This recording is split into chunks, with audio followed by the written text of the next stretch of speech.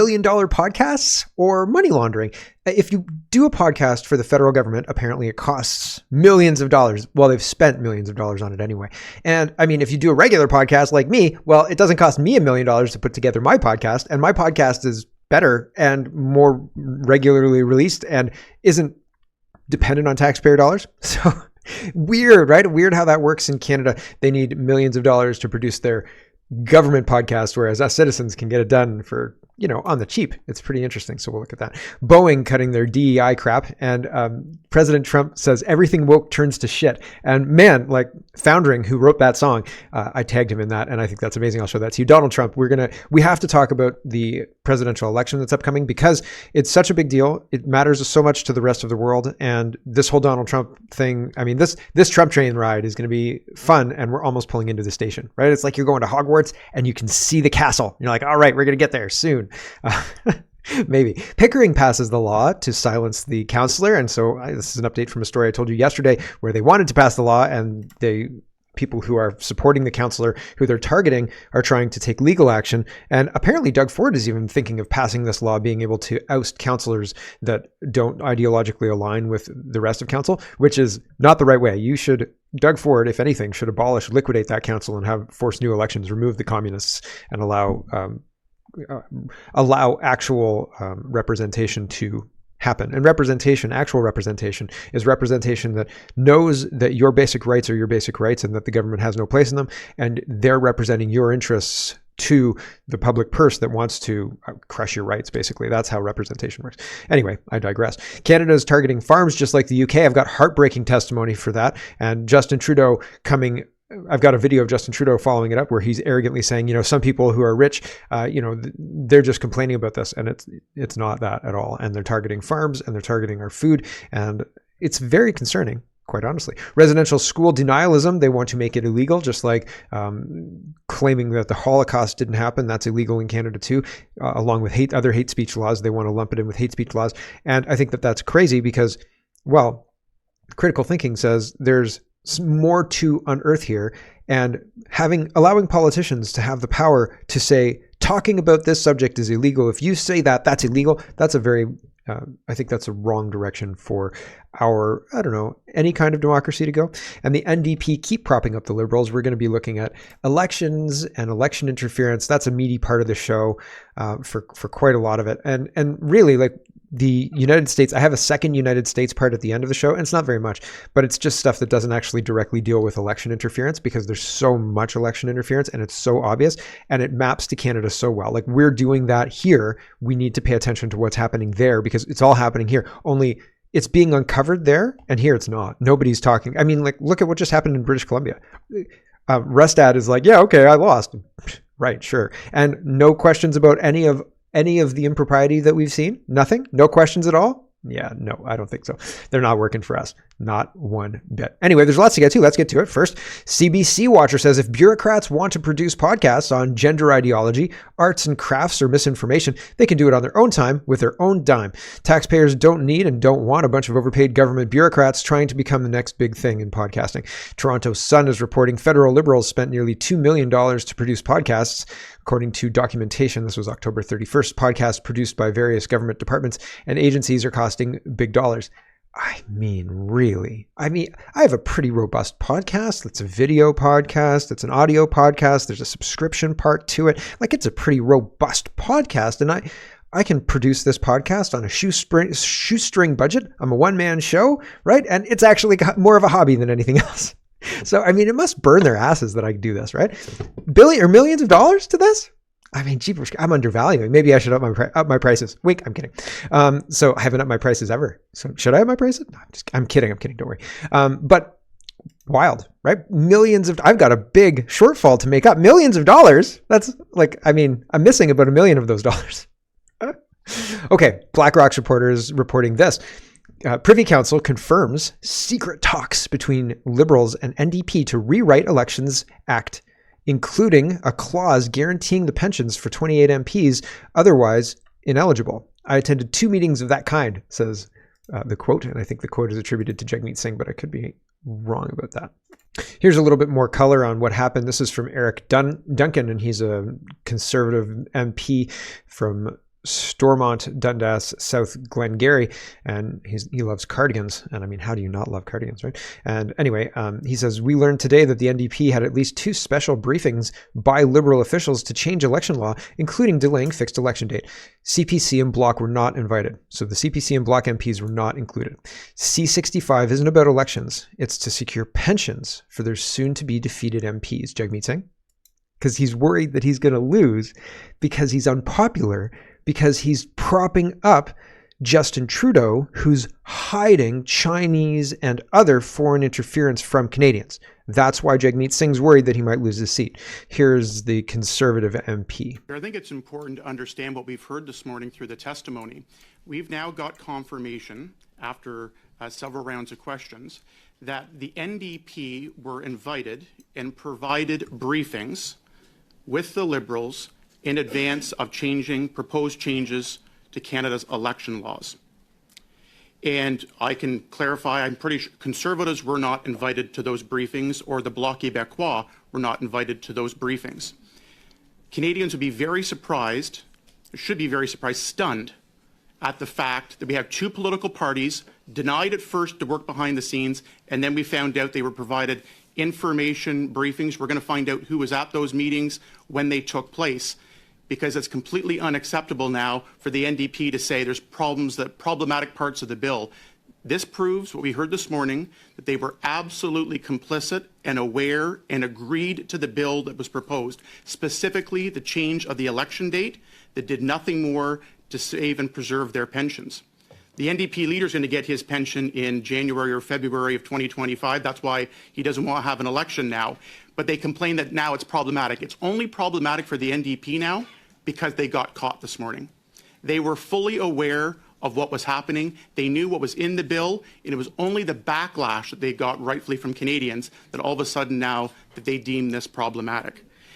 I don't know where the backlash came from. I'm hearing about this for the first time right now. So apologies that I didn't tell you before. So we could also add our voices to the backlash. But apparently the backlash was enough that the NDP have a problem with it. So that's pretty wild, right? And they've made amendments, and we're going to talk about it later. I've got another tab about it in the election series, so we'll talk about it again. But pretty interesting stuff that they're able to change. What was supposed to be the election date on the 20th is amended to the 27th. In order to make all of those MPs eligible. And they're saying, oh, for the sake of a week. Yeah, that's how it works.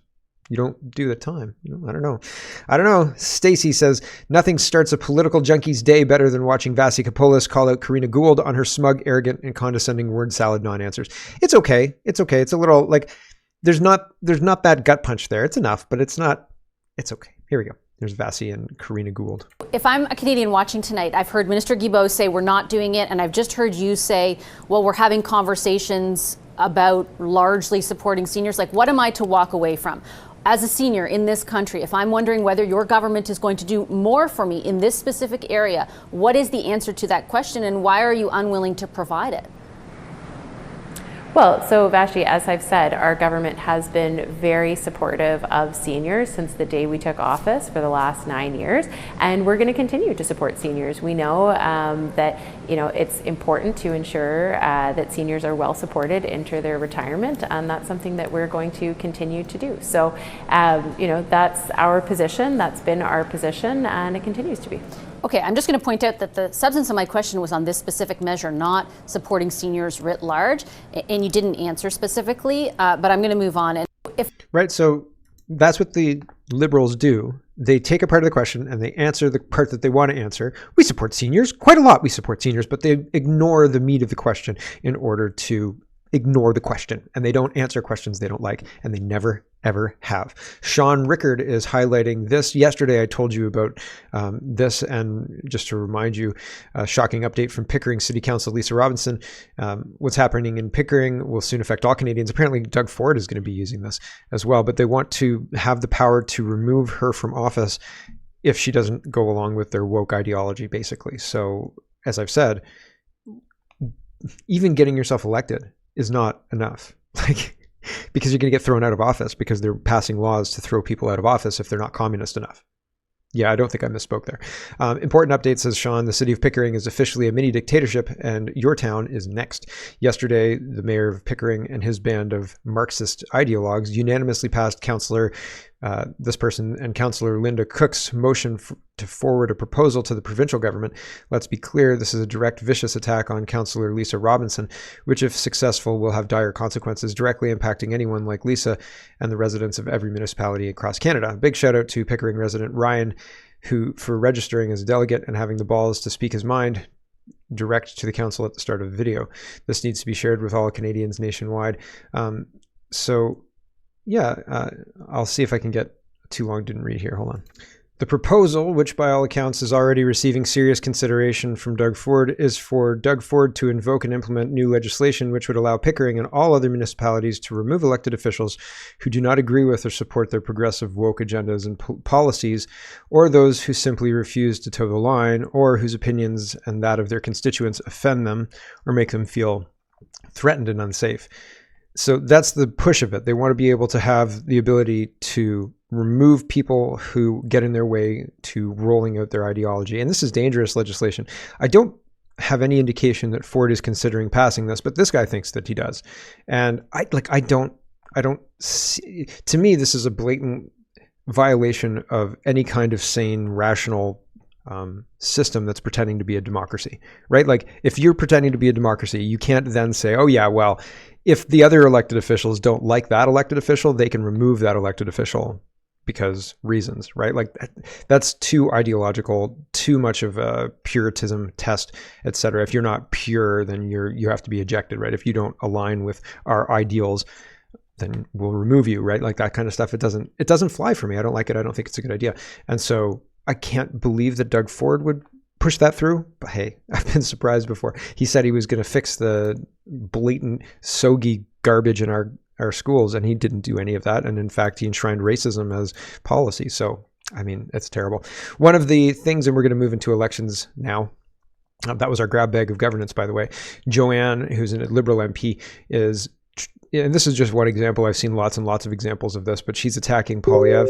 And she's a member of Parliament for St. John's East. And she says 1 million, that's how many Canadians have seen a dentist under the Canadian Dental Care Plan, and almost 50,000 in Newfoundland and Labrador approved for care.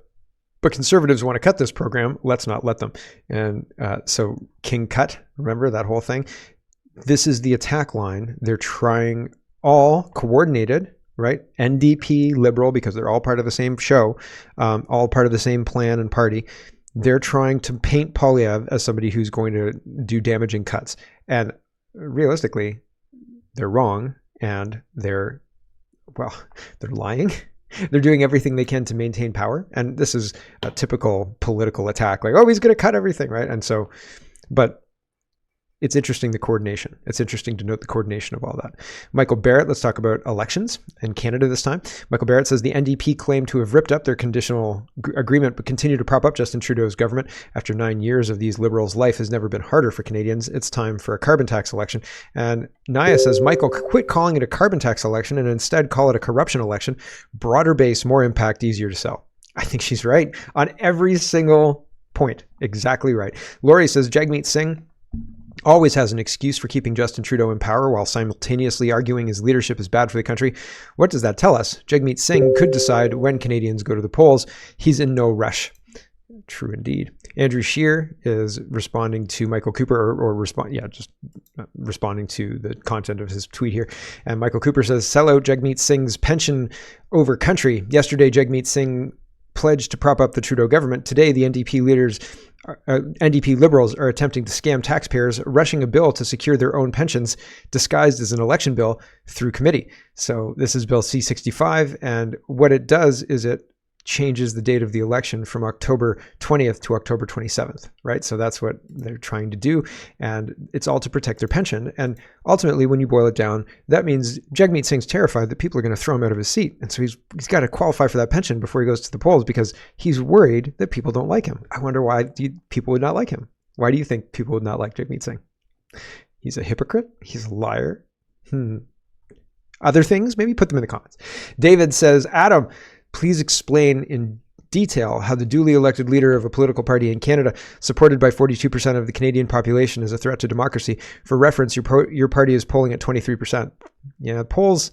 Donald Trump talks about polls today. This is Adam Vonk, and he was an Olympic medalist, and he's coming up to talk about liberals being liberals. And realistically, like, I don't think that this guy knows any more than me or you or anybody else really about what he's talking about. I think that he's trying to make a case and saying anything that he can to try and make this case. All of that said, I don't really have a lot of faith in the leadership elections in the CPC or in the LPC or in the NDP. I don't have a lot of faith in the protections around that to make sure those votes are done in a way that's not influenced by outside sources, including China, Israel, and more, India as well, right? Like, there's all sorts of concerning things that look like easy to rig. I mean, if all you need to do is a couple busloads of Chinese students, and hey, look at that, you have a bunch of Chinese students at the University of Waterloo just down the highway, right? Like, it seems too easy. And look at that, foreign countries go, yeah, this is super easy, let's do that, right? Like, shocking. Anyway, so it seems interesting. Here we go. Concerned. What I'm focused on is my constituents. I'm focused on is beating Pierre Poilievre in the next federal election. He poses an existential threat to Canada's democracy, in my view. This is branding. This is the Liberals' branding. So Liberal leader Trudeau, when he was coming out, he was saying, we're going to beat Poilievre. We're going to focus on beating Poilievre. Casey, when he came out, he said, well, I'm going to go listen to my constituents and we're going to focus on beating Pierre Poilievre. So, and he just said the same thing. This is branding. This is what they're trying to push forward. They're saying, we've got to beat Pierre Poilievre. That's their slogan. Like, that's their axe the tax, bring it home nonsense. It's the same thing. Okay. Just making sure you notice that. He also has committed to tearing down some of the institutions that Canadians rely on. I mean, that's rich coming from what the I'm Liberals. Focused on is my constituents. Tearing down the institutions. Have you seen the RCMP? No, me either, right? Because they're too busy covering for the Liberals. Martin says he's tagging real Andy Lee. So Anthony Furey is running in a Toronto by-election, and they're using all assets against Anthony Furey in order to derail his run because he's seemingly popular. He might win the seat. And if he wins the seat, he's going to, not be as corrupt as everybody else, probably. They're predicting that he's not going to be as corrupt as everybody else. And so with that prediction, they want to head him off at the pass and make sure he doesn't win, or make it plausible that he's not winning. So, but first, this is Chinese interference in Michigan. So sorry, the Anthony Furey stuff is the next step. Anyway, Martin says, I saw this post and I thought about how China has been using educational partnerships to infiltrate technological developments. We all know Tsinghua University has had questionable partnerships. And Select Committee on the Chinese Communists says breaking chairman Rep Moonlier exposes defense elements like U-Michigan partnership with Chinese University and calls for joint institute to close, help. And then this other person helped drive China's military modernization, including nuclear weapons, carrier rockets, and fighter jets. So this is election interference, in my opinion, or thinking about it, because the other day in Michigan, there was a Chinese national who was there as a student who got arrested. I think he was there as a student anyway. He was a student age, and got arrested for voting improperly, but his vote was going to count, right? But he was not a citizen and he shouldn't have voted, but his vote was still going to count. So it's pretty wild. And they want these partnerships, and those partnerships are the same partnerships that we've got in Canada with University of Waterloo, for example, to harken back to a couple of minutes ago when I was talking about Handong, right? Here's the Anthony Furey stuff, Andy Lee. It was the Andy Lee connection that got me tripped up. Apologies, everyone. But Andy Lee's talking about the Anthony Furey election in Toronto, and she says, how much is the progressive agenda pushing nonprofit Progressive Toronto being paid to act as a third-party advertiser for Mayor Olivia Chow? And Andy Lee says the founding director of this nonprofit smear organization, Progress Toronto, is the chief of staff to the Toronto Mayor Olivia Chow. So that's interesting. And Progress Toronto says the former Toronto Sun columnist, so these guys are attacking Anthony Furey. The former Toronto Sun columnist is hoping to win by keeping his extreme views under wraps. Furey, known for his harmful views on Islam, gender identity, and other issues, poses a serious threat not just to City Hall, but to communities across Toronto. So this is what they do to absolutely everybody who throws their hat in the ring and says, things are getting pretty crazy, and I think I'm more sane than what's going on here. So I'll just, I'll throw my hat in the ring and maybe I'll be able to bring us back from the brink. And they say, this sane person's crazy, right? And like, gender ideology is getting you disconnected from your senses. And if you look at a man dressed in a woman's outfit, you see a man dressed in a woman's outfit, but they want you to see a woman, right? And like, I don't know if they'll be able to accomplish that, but they certainly are able to get us to ignore the evidence that's right in front of our eyes for a whole bunch of things. And that's interesting. Like, that's interesting to me. Here is Andy Lee highlighting Progress Toronto being funded by the Canadian government. So this is Progress Toronto, the same nonprofit attacking Anthony Furey I just showed you, with the one of the editors who's the chief of staff to Olivia Chow. And Andy Lee highlights this. Progress Toronto is getting money from $22,000 April 26, 21 from the Canadian government, from Organization Employment and Social Development Canada. So there you go. And then here's another one for $9,000, and it's another one from 2022. And then here's another one for another $9,000, and the end of 2020 into 21. So, and it's all kind of the same. So they're cashing out money and then delivering a product, right? And it's very, very interesting. Here is Progress Toronto again, and they're attacking Anthony Furey. It says, we're delivering 20,000 flyers and running ads to let voters know, excuse me, the truth about far-right candidate Anthony Furey.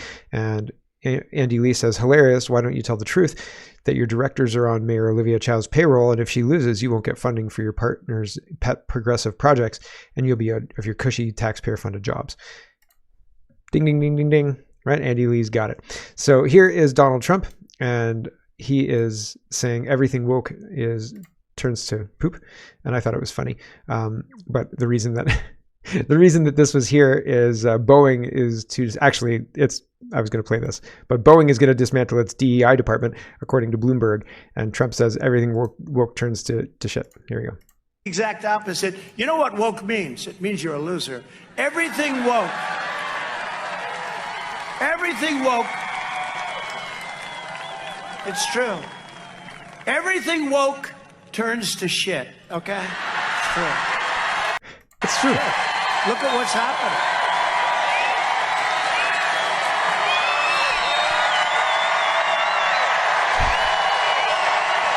One of the first rules of being a comedian is don't talk over the applause or the laughter of the audience. Let them laugh, right? They want to laugh, let them laugh. Don't go into the next joke, let them laugh. So he walks away from the mic.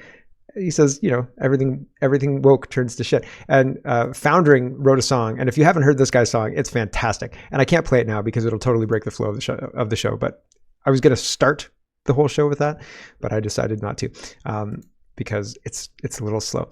Here is Donald Trump talking about polls. I've often talked about polls, and I think it is a poll is not used to inform voters of the temperature of the electorate. That's not what it's for. What it's for is to influence what you think about who you want to vote for. Okay. And so here's Donald Trump talking about polls with Joe Rogan. I thought it was interesting enough to share. Here we go. Thought he was going to get out, really. No, I don't think it didn't make any sense. The debate got him out, but I think it's very unfair. Look, you have a bad debate. His numbers went down. But I think she's not doing very well right now, and I think she looks... Well, I want to get to that, too, because it's hard to know. Like, the whole poll thing is very bizarre for most people, because most people don't answer polls. So they read the polls, then Were like, you who's ever called getting polled? I've from never a been poll? polled. If I did, I'd hang up. I was never called by a poll system. If I did, I wouldn't answer. I'm busy. You know how polls are done? I'm going to get myself in trouble. But so I really don't believe too much in them. So well, 2016 taught a lot of people about the ineffective. Well, they were very use of ineffective polls. because I thought I was doing well. I'd go to a place and I'd have 30, 40,000 people. Hillary would go, they have 500 people, and they tell me I'm going to lose. I said, why am I going to lose? I had 40,000 people. She had 200 people. But, I have a theory. These pollsters, they charge you a lot of money, too. They charge you $500,000 to do some stupid poll, and they interview like 251 people. I don't think they interview them in many cases. I don't want to get myself in too much trouble. You think it's bullshit? No, I think they sit there, they make a deal, they get $500,000, and they say, Trump's leading 51-49. They announce it, and everybody says, oh. Do you understand? I think in a lot, look, I'm a very common sense person. I think that they probably don't always poll. Some of them probably never poll. What's the difference between 49 to 51 and 47 and a half? Well, it's also a tiny percentage of the population. I don't think it's representative of the overall population. I just don't think I don't it know is. of one person in my whole life that ever got called by a pollster. Exactly. I've been called by polls, but then I answered a couple of questions wrong, and then they hung up. They say, "Oh, well, we've got enough of those kind of responses," right? So,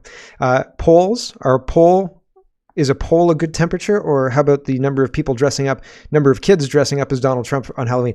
I heard a story last night from a kid at one of the schools, because Halloween last night, right? We were out, and the one kid said, "Oh, we had a couple Donald Trumps at our school," and people were talking, parents were talking, and they're like, "Oh, I'm surprised they allowed that." I'm like, what? He's like a former president of the United States, right? Like, it's saying like, "Oh man, they had some Obamas dressed up yesterday. Oh, I'm surprised they allowed that." Oh, you racist, right? Like, but Trump, people are like, "Oh yeah, I get why they'd not allow that."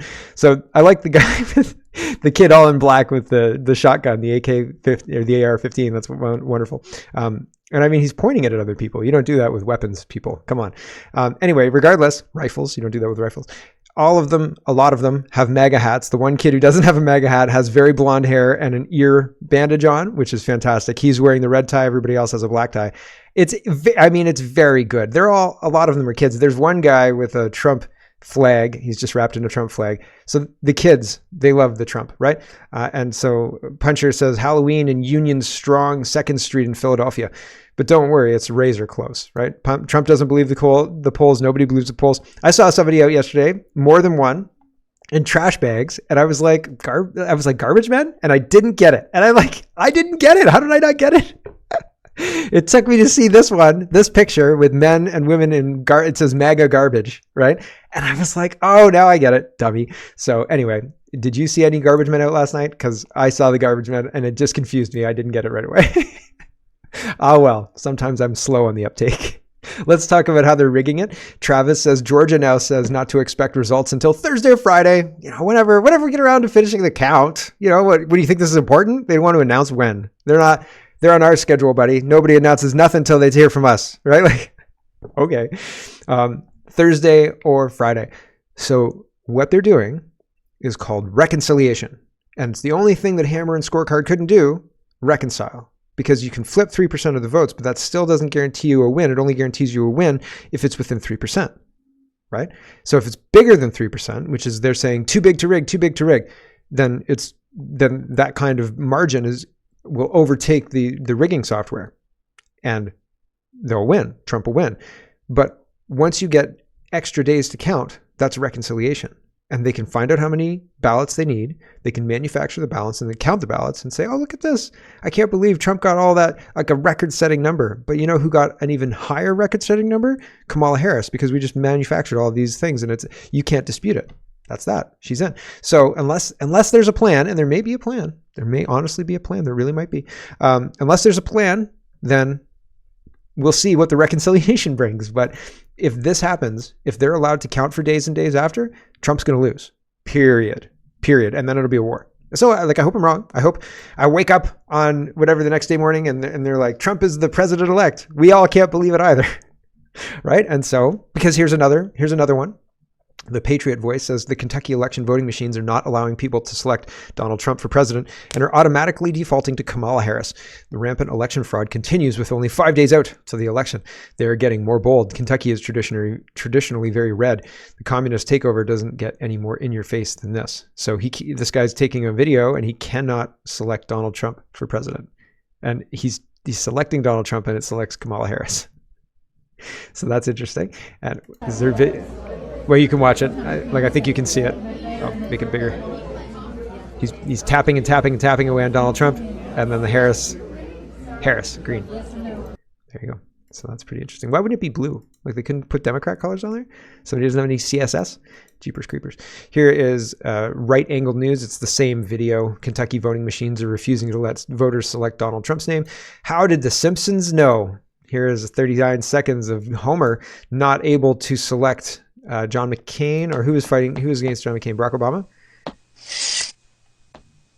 Ooh, one of those electronic voting dealies. 1 vote for McCain. Thank you. No, I want to vote for Obama. 2 votes for McCain. Come on, it's time for a change. 3 votes for McCain. No, no, no! 6 votes for President McCain. Hey, I only meant one of those votes for McCain. This machine is rigged. Must down President McCain. Ah! This doesn't happen in America. Maybe Ohio, but not in America. Ah! Where were those Venezuelan takeovers of apartment buildings? Maybe Ohio, right? Ohio, Vance, JD Vance. What is going on? We live in a simulation. Dr. Tom says Trump sues CBS for electioneering with Kamala's falsified interview that broke the FCC licensing agreement, $1 billion. That's CBS. And here's another one that says $10 billion. Donald Trump sues CBS for $10 billion. I don't know which one. Colin Rugg says $10 billion. And Dr. Tom says just $1 billion. So I don't know. Trump is directly accusing CBS of election interference to help Harris, according to Fox News. CBS partisan and unlawful acts of election and voter interference through malicious, deceptive, and substantial news distortion calculated to confuse, deceive, and mislead the public, Trump's attorneys said. Trump says CBS was trying to attempt to tip the scales in favor of the Democratic Party as the heated 2024 presidential election, which President Trump is leading, approaches its conclusion. Yeah, it looks like they were trying to tip the scales for sure. JJ McCullough, who's Canadian but living in the States, and he comments on Canadian news. He's a Canadian YouTuber or whatever. I think he lives in the States. I just no, this doesn't resonate with me at all. I tried to find other Canadian podcasts to listen to before I started my own podcast because I wanted to just listen to about Canadian news and what was going on with Canadian news and light opinion, I guess. But stuff like this, what the hell are you talking about, dude? Are you seriously, honestly thinking that I'm going to believe you here? This is not a believable position to take. JJ McCullough says, unless you're super, super partisan, I think it's very hard to argue that Kamala Harris has run a bad campaign. Is this guy dumb? Has he watched anything that Kamala Harris has done? Honestly? Genuinely? He continues, if Trump wins, it will just be because people want him. Well, yeah, that's how elections work. He's run a much worse campaign, and in ordinary times, it would be easy to identify several he's blown it moments. Oh, but he can't identify one. But, he's run a terrible campaign. And he can't identify... He says Kamala Harris has run a great campaign. Yeah, sure. The fundamental dynamics of this election seem defined by half the electorate of giving Trump enormous benefit of the doubt while imposing extremely high standards on Kamala, which suggests minds are basically closed and people are basically just voting as rote partisans. Honestly, I can't... There is nothing to even salvage about this opinion. It's just stupid. He continues, he says, the fact that Trump was convinced... He uses the word literally, and not even ironically. The fact that Trump was convicted of multiple felonies during the course of this campaign should be easy to spin as a he's blown it moment, but instead it's spun as a neutral to positive development. Certainly less serious than Kamala skipping Rogan or whatever. Swing and a miss, and he sounds like an idiot. I'm surprised he's able to walk and chew gum at the same time. Honestly. Here, whoever thought this was a good idea, the best thing about this is the hidden comments, because the hidden comments absolutely define how cringe this is. Everybody's like, this is the stupidest thing I've ever seen in my entire life. Black Widow doesn't do this, right? If you're trying to invoke your character and get on an Avengers call about Kamala Harris, this is a she's blown it moment, and she's not even here because she's drunk. But this is not going to resonate. It doesn't resonate with me. I don't know anybody who this would resonate with that I'd want to spend 5 seconds or more with. Here is the Avengers actors talking about Kamala Harris in the most cringe way. Also, number one, Black Panther was never a major Marvel comic character. Nobody cared about Black Panther. I didn't know what Wakanda was in the 1990s. I didn't care what Wakanda was. And if Black Panther was a 6-book run or something like that, I still wouldn't have picked it up because the premise does not interest me at all. And the demographic does not support it. Period. The people who buy comics, sorry, not that demographic. By and large, right? And whatever. I'm not passing judgment. Comic books aren't seen as great. It's kind of geeky. So whatever, right? So I don't care about Wakanda, but the guy who played the Black Panther died and they haven't recast him, but they wanted a woman. So they made a woman Black Panther, I guess, kind of now. And she's the queen of Wakanda. The whole thing is just cringe. The whole thing is ridiculous. It's dumb. It's dumb. It's just dumb. Here we go. Avengers. Hi, you guys. Hi, Avengers. Hey. Black Widow doesn't do that. Hi, guys. Hi, Avengers. Black Widow, shut up. Like, that is not... Hey, Scarlet. Jumping on the call. Whoa. I think you mean assembling. I said assembling. Don, that's pretty good. No, they thought it was funny. Scarlet, it is our pleasure to come together and to get the vote out this... That's it. I can't last anymore. I'm sorry. It's terrible. They start spitballing slogans for Kamala Harris 5 days out. Slogans, and the one girl, right? This is what she comes up with. I think we're just trying to get out the vote. Kamala forever. That's better. Okay. Awful. Like, it's almost like high school kids are putting together Kamala Harris's Canadian high school kids are putting together, who never won a high school election, are putting together Kamala Harris's election campaign against The Apprentice. And like, what?